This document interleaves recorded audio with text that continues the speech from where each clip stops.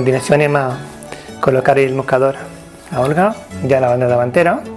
Si veieu, el que vos deia abans en el plegat, hem de seguir els plecs que mos mana la tela. Aleshores, sempre creuarem la banda de l'esquerra de la gicona, sempre creua, i la banda de la dreta de la gicona és sempre la que munta. És una cosa a tindre en compte. Anem a posar-lo d'una manera creuada, que és molt fàcil. Veus? Seguim els plecs, estirem una mica i el mocador va directament al lloc. Rematarem amb una agulla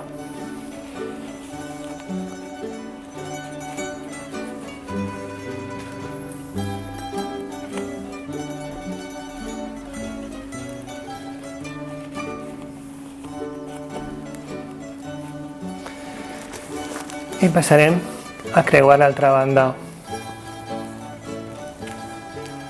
És important que el mocador mos quedi estirat i no mos faci bolses ni arrugues.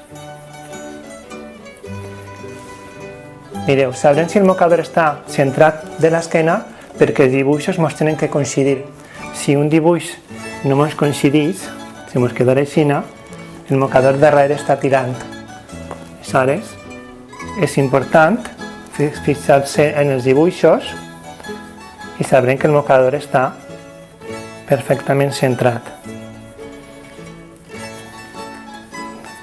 Davant, simplement farem un creuament i ja tindríem el mocador col·locat. El mocador té la funció de tapar el pit, per això es diu mocador de pit. No s'ensenya res, les dones eren molt pudoroses. Ara col·locaríem l'agulleta dalt.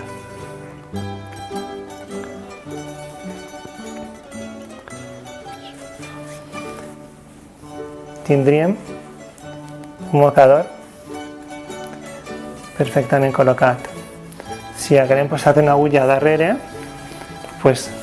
la llevaríem, no és el cas, i veureu com el mocador s'ha quedat centrat. S'ha quedat centrat, el que jo us havia dit, cal tirar sempre muntar un poquet, per això n'he que posar-lo ahí, a muntar de 2 a 3 dits. Dibuixos centrats, cobreixis els muscles, fixeu-vos bé, i per davant, dibuix centrat, plecs perfectament col·locats, i tindríem ja una manera de col·locar el mocador de valenciana.